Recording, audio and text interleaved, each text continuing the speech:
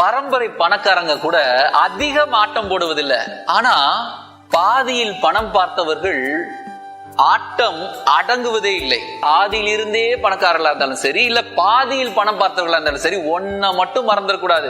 இன்னைக்கு உங்க கையில இருக்கிற பணம் நாளைக்கு வேற ஒரு கையில். எனவே பணத்தால் வரும் மதிப்பு மாறிக்கொண்டிருக்கும், குணத்தால் வரும் மதிப்போ உயர்ந்து கொண்டே இருக்கும். எபிரேயருக்கு எழுதிய திருமுகம் 13ஆம் அதிகாரம் 5ஆம் வசனம்.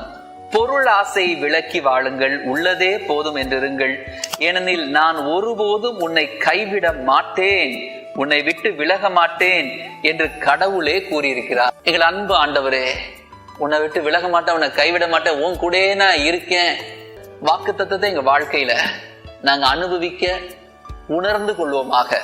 எல்லாம் வல்ல இறைவன் தந்தை மகன் தூய ஆவியார் உங்களை நிறைவாக ஆசீர்வதிப்பாராக. ஆமென். God bless you.